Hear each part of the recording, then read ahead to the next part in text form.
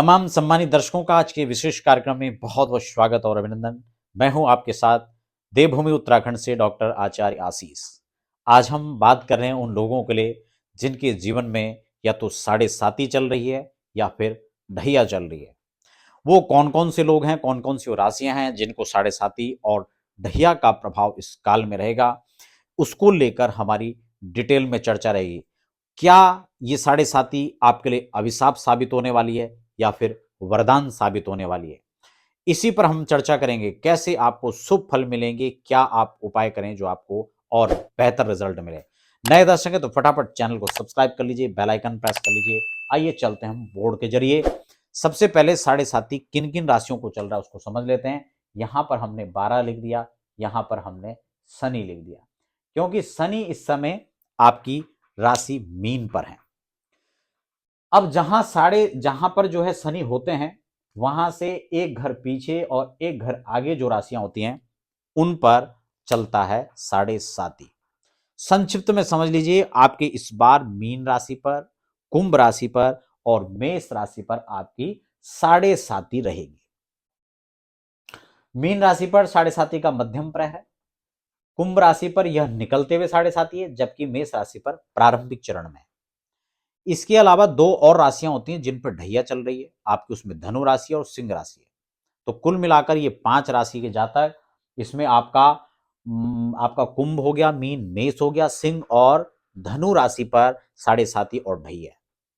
अब कैसे आपकी इन राशियों के लिए ये रहेगा, इसको समझिए, फलाफल इसका समझिए। सबसे पहले हमने इस विषय को रखा कि साढ़े साती आपके लिए अभिशाप साबित होगी या वरदान। देखिए, साढ़े साती क्या आपको देंगे, साढ़े साती का दौर कैसे गुजरेगा, ढैया का दौर कैसे गुजरेगा, इसको समझने से पहले ये समझ लीजिए कि साढ़े साती जीवन में आती है तो क्या देती है। साढ़े साती जीवन में आपको आपके कर्मों का फल देने के लिए आती है। ढैया आपको बीच में सावधान करने के लिए आती है। बस अगर आपने ये सूत्र समझ लिया तो आप साढ़े साती और ढैया को समझ लेंगे।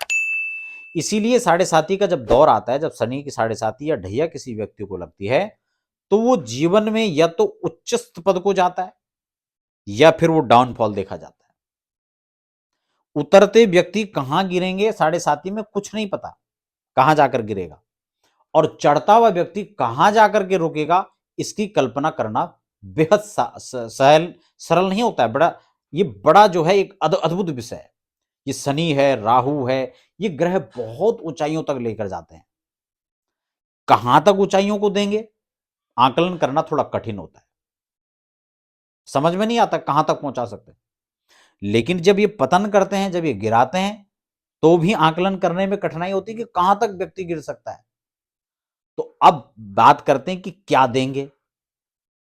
जब देने लेने की बात आती है तो सबसे पहले यह देखा जाता है कि सामने वाले में जिसको दे रहे हैं वो किस योग्य है, किस पात्र का है, उसकी पात्रता क्या है, उसकी योग्यता क्या है, उसी अनुसार देने वाला भी देता है। तो इसलिए आप जब लेने की बात हो या देने की बात हो तो सबसे पहले अपनी पात्रता को देखें। देने वाले की हैसियत अगर बड़ी है तो उसके सामने लेने वाला भी बड़ा होना चाहिए, लेने वाला भी योग्य होना चाहिए, तभी व्यक्ति उसको उस हिसाब से देगा। अपने मेहमान को आप 10 रुपए के तिलक करते हैं? नहीं करते हैं। लेकिन किसी भिखारी को देना होता है तो आपको 10 रुपए बड़े लगते हैं, फिर आप सिक्के ढूंढने लग जाते हैं। तो आप समझ रहे हैं ना दायरा कितना महत्वपूर्ण होता है। अगर आपको दामाद को देना है तो आपको 1100 रुपए, 2100 रुपए भी कम लगेंगे, फिर आप 5100 का तिलक करते हैं, फिर आप 11,000 का तिलक करते हैं।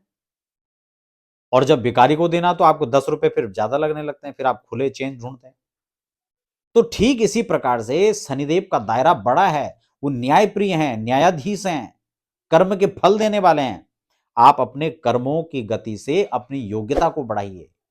शनिदेव परिश्रम मांगते हैं, पराक्रम मांगते हैं, इसीलिए तीसरा भाव उनका माना जाता है। 8वें में प्रबल होते हैं, द्वादश में भी अच्छे माने जाते हैं। क्यों? क्योंकि जो भाव ऑलरेडी खराब हैं उनमें भी शनि को मजबूत माना जाता है, क्योंकि शनि एकमात्र वो ग्रह हैं कि जो आपकी मेहनत को मानते हैं, और जब मेहनत आपकी है तो रहमत आप पर होने से कोई नहीं रोक सकता, कोई नहीं बचा सकता।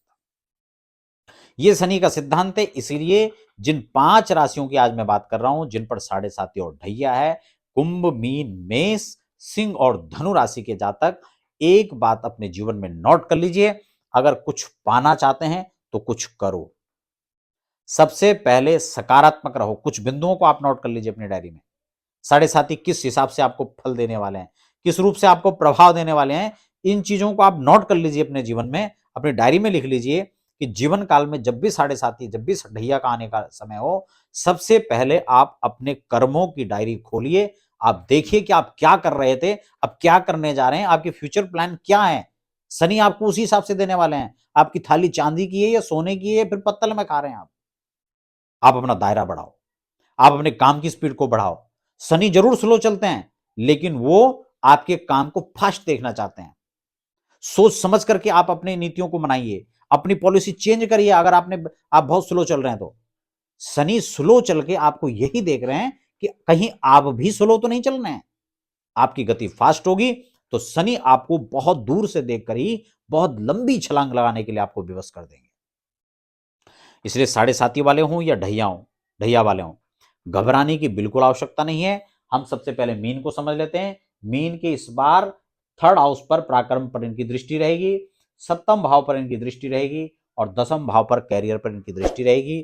कैरियर निश्चित रूप से खराब हो सकता है अगर आपका पराक्रम मजबूत नहीं रहा। स्वास्थ्य की दृष्टि से चिंता व्यवधान उत्पन्न हो सकता है, रोग आदि व्याधि सता सकते हैं। उपाय सिर्फ एक ही है सारी राशियों के लिए कि वो महादेव की सेवा करें, हनुमान जी की उपासना करें। आपका साढ़े साथी मंगल ही मंगल करेगा, कोई दिक्कत नहीं होने वाला है। अगर हम यही यहां पर अगर आपका मकर राशि के लिए समझ लेते हैं तो मकर राशि के लिए भी आपके जो कुंभ राशि के लिए देखेंगे तो आपके सेकंड हाउस पर इनका गोचर रहेगा।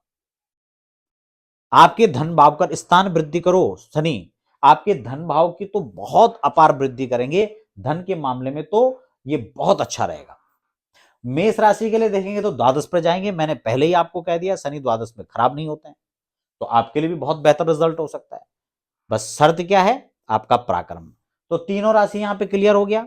अगर हम इसके अलावा यहां पर सिंह राशि को देखते हैं तो फिर कहां चले जाएंगे शनि, 5 6 7 8 9 10 11 12, फिर अष्टम में चले जाएंगे। देखो मैंने कहा ना, अगर यहां भी शनि रहेंगे तो यहां भी कोई दिक्कत नहीं है।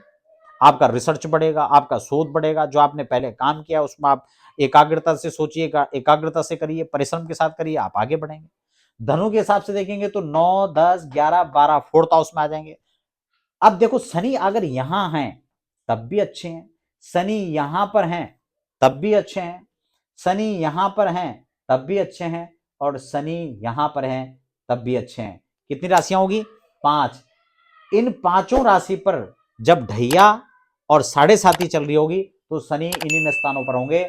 जब शनिदेव मीन राशि पर हैं तो यहां जब जो है आपका जो है कुंभ राशि वाले हैं या मेष राशि वाले हैं या फिर सिंह वाले हैं या फिर इन सभी राशियों के लिए शनि की पोजीशन इस प्रकार से रहेगी और वो कहीं भी खराब नहीं है।